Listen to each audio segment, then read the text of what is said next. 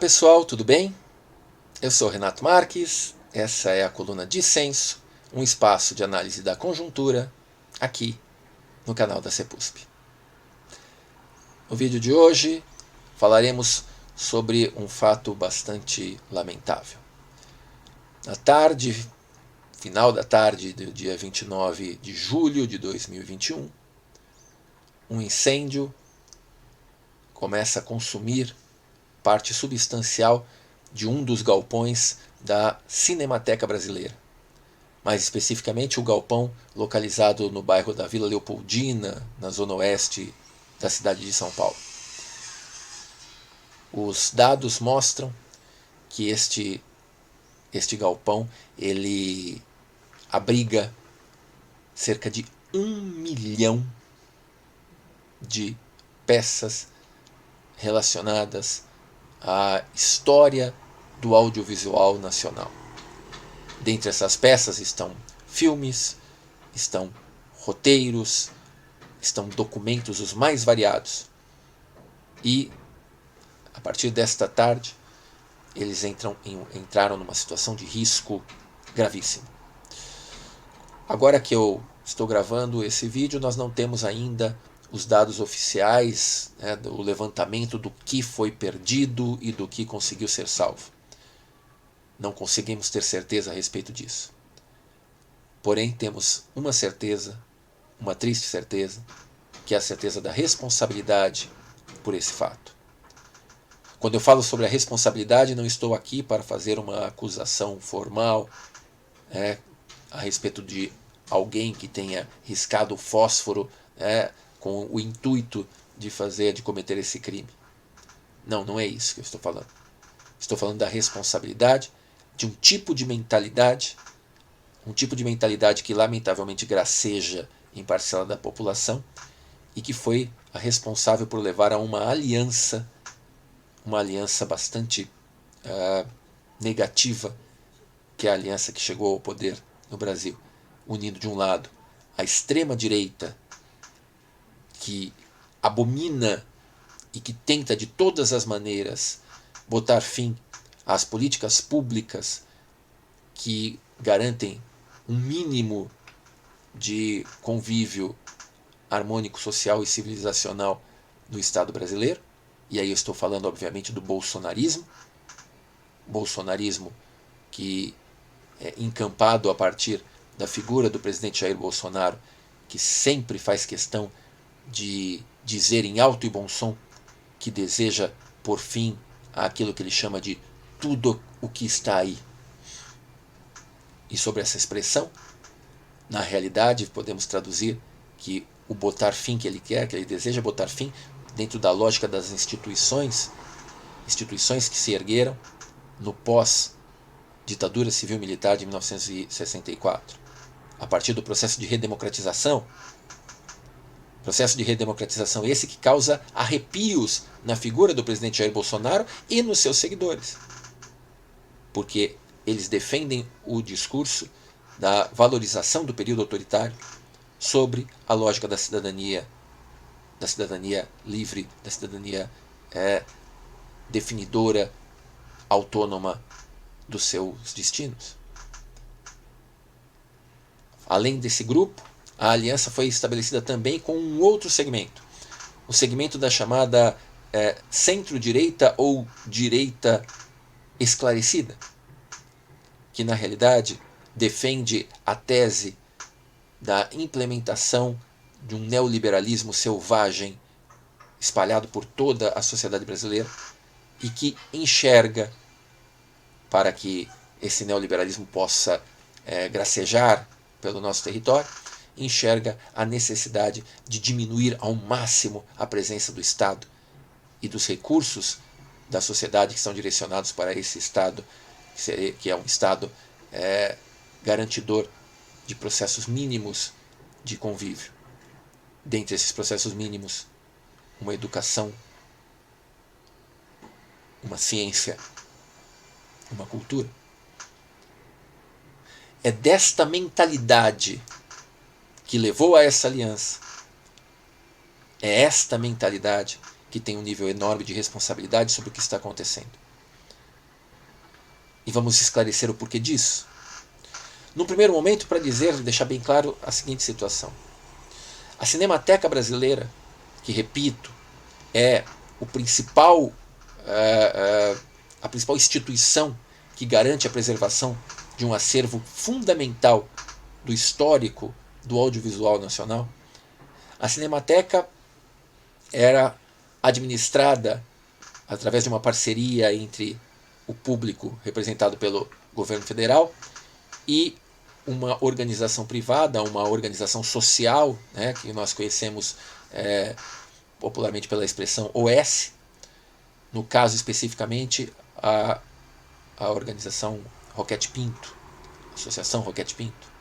Pois essa fundação, que administrava a Cinemateca, ela teve o seu contrato expirado em dezembro de 2019.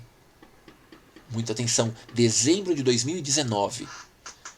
E quando o contrato expirou, o que aconteceu? O governo federal, com a sua Secretaria de Cultura, comandados, obviamente, pelo presidente da República, simplesmente ignorou este fato, não fez nenhum esforço para dar início a uma nova licitação e desde dezembro de 2019 que a Cinemateca está sem uma instituição formal que receba os recursos do Estado, no caso do governo federal, para administrar esse patrimônio. Durante meses e meses, quem assumiu as rédeas da manutenção básica foram os funcionários da Fundação Roquete Pinto que ali trabalhavam. Técnicos especialistas nesse processo tão crucial que é o processo da manutenção, né, de todas essas peças, certo? Com o mínimo de capacidade de preservação. Veja bem, essas pessoas, esses cidadãos, eles ficaram meses trabalhando sem receber absolutamente nada. E denunciando dia após dia que estava faltando água para pagar a luz, que estava faltando água para pagar, que estava faltando dinheiro para pagar a luz, que estava faltando dinheiro para pagar as contas de água, que estava faltando recursos para gerir, né, uma possibilidade de garantir a climatização desse acervo, que precisa de toda uma série de cuidados técnicos para não simplesmente desaparecer. Isso foi sendo denunciado ao ponto do Ministério Público entrar nessa questão e, acionando a justiça, iniciar um processo contra o governo federal. Um processo por abandono da Cinemateca. Esse processo vem se encaminhando na justiça e o que nós temos de concreto é que, reunião após reunião, o Ministério Público tem avisado à Secretaria de Cultura da situação caótica a qual a Cinemateca se encontra. Para vocês terem uma ideia, no dia 20 de julho, ou seja, 9 dias antes do incêndio, na última reunião que foi feita entre representantes do Ministério Público e representantes da Secretaria de Cultura, esses representantes do Ministério Público foram taxativos em afirmar que haveria risco de um incêndio nos galpões da Cinemateca pelo fato de que não está se gastando dinheiro, não está se gastando recursos para manter de forma mínima todo aquele patrimônio. 9 dias antes. Pois no dia 29, lamentavelmente, explodiu esse incêndio que seguramente fez com que nós perdêssemos uma parte substancial da nossa memória, da nossa história. É importante que se entenda que se esse fato tivesse acontecido isoladamente, ele seria gravíssimo, e nós poderíamos dizer é um caso de descaso dos ocupantes do poder público em relação à nossa memória. Mas esse fato não é isolado. Este fato não é absolutamente isolado. O que nós temos é um conjunto de ações e de propositalmente falta de ações da parte do governo federal em não investir o necessário, seja na cultura, seja na educação, seja na ciência. E os dados estão aí, recorrentes em todas as mídias. Para vocês terem uma ideia, nesse ano de 2021, das 69 universidades federais que o país possui, cerca de 30 delas correm o risco de fechar no ano, de simplesmente encerrar os seus cursos, por total ausência de investimentos de recursos públicos.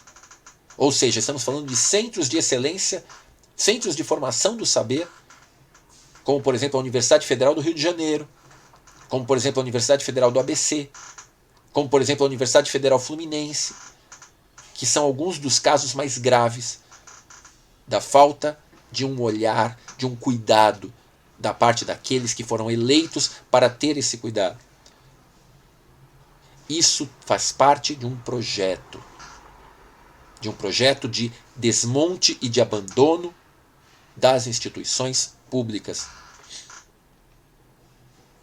Da mesma maneira como acontece estritamente no campo da educação, obviamente que essas universidades, que são universidades produtoras de conhecimento, produtoras de ciência. Temos alguns outros exemplos. O CNPq, por exemplo, o órgão fundamental para o direcionamento de recursos visando incentivar a pesquisa, a pesquisa acadêmica no nosso país. Neste ano de 2021, apenas 13% dos projetos de pesquisa aprovados na CNPq vão receber o dinheiro, vão receber os recursos necessários para que as pesquisas sejam desenvolvidas. 13%. Todo o restante amíngua. Todo o restante ignorado por aqueles que deveriam estar atuando para garantir projetos de pesquisa. Esse próprio CNPq, a questão de 6 dias antes do incêndio, nós tivemos aí as notícias circulando, mostrando, e de novo aí os brasileiros assustados pelo fato de que a falta de recursos econômicos voltados ao CNPq levou a que as plataformas de informação, as plataformas virtuais de informação do CNPq simplesmente desaparecessem do ar, saíssem do ar. E até hoje ainda não foram reativadas. Numa situação que é mais uma das demonstrações desse descaso.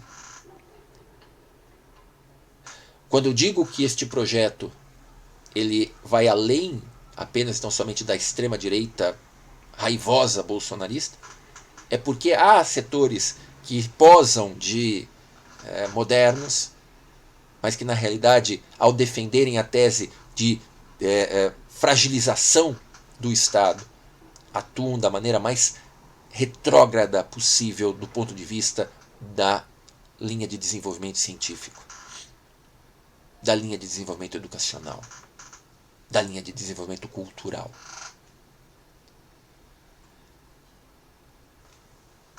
Esse desmonte, como vocês bem sabem, ele não nasceu aí com o governo Bolsonaro, ele foi intensificado com ele, mas um dos fatores cruciais foi a tragédia da aprovação da PEC do teto de gastos, ainda no governo golpista de Michel Temer. A famigerada emenda constitucional que veio para travar a possibilidade de investimento público, seja no campo social, seja no campo educacional, científico, fazendo com que durante 20 anos, esses investimentos estejam congelados. Tudo isso está integrado. Tudo isso faz parte de um mesmo discurso, de uma mesma proposta, de um mesmo projeto. É fundamental para quem tem apreço pelo conhecimento, apreço pela educação, pela ciência, pela cultura, que esteja atento a isso e que brade, que lute, que não se cale diante desses desmandos. Muito obrigado a todos. Até o próximo vídeo. Tchau, tchau.